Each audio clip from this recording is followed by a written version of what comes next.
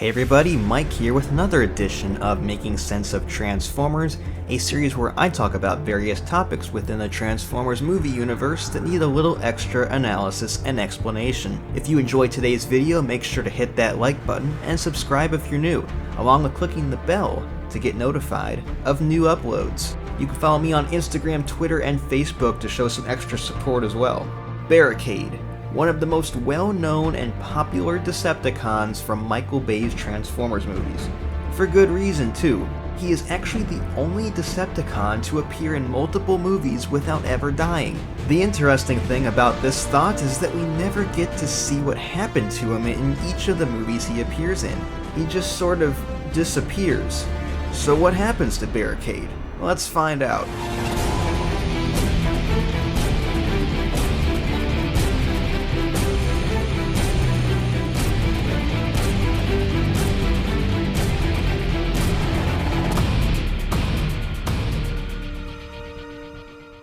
Barricade has appeared in 3 Transformers films, the original in 2007, Dark of the Moon, and The Last Knight. As you can tell with him being in movies 1, 3, and 5, he's definitely a fan of odd numbers.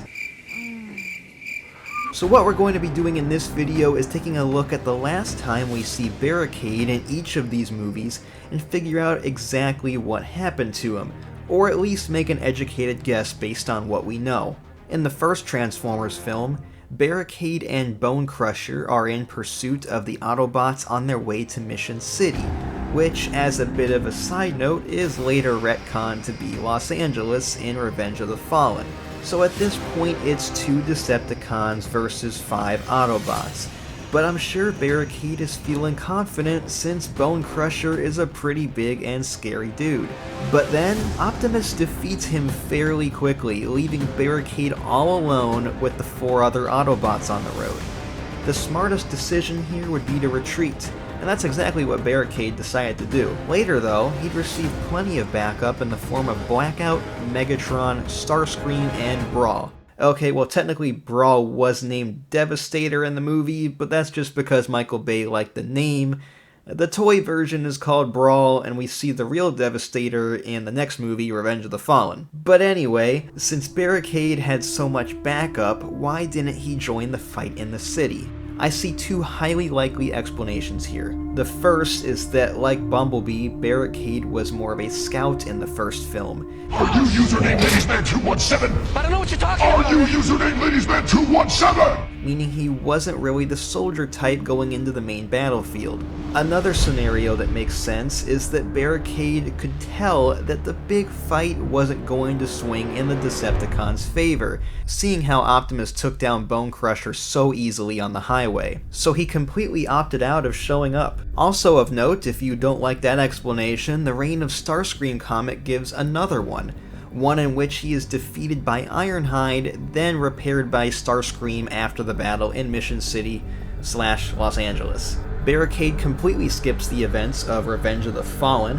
While he could have been pulling some strings behind the scenes, I could picture him deciding to lay low after the devastating loss in the first movie, possibly showing some signs that Barricade has a survivor-type instinct and skill set. We don't see him again until the Decepticons take over Chicago in Dark of the Moon. At this point, the Decepticons seem to have everything easily wrapped up.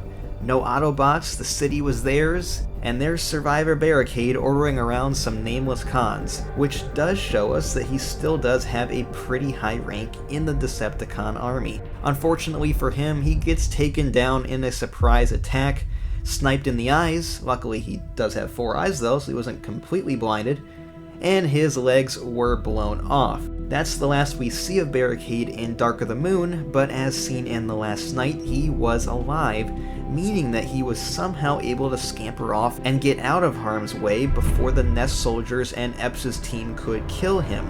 This guy really knows how to check out when the odds aren't in his favor. After getting some repairs during the events of Transformers Age of Extinction, Barricade would move on to be Megatron's second in command during the events of The Last Knight.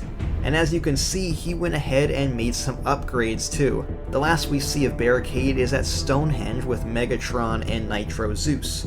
And what do these 2 Decepticons have in common? The ability of flight.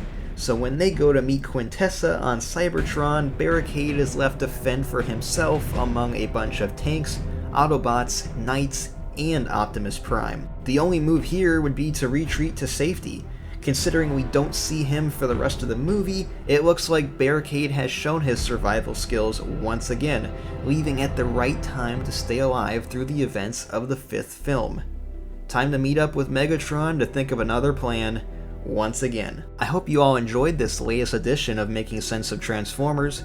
Check out the previous episodes by heading to the Making Sense of Transformers playlist on my channel, and just like before, if you have another topic you'd like to see me tackle, leave a comment below. Also, make sure to hit that like button and subscribe for more Transformers related content, as well as check out my gaming channel, Marlin Fan Gaming. Signing out, I'm Mike. See you next time.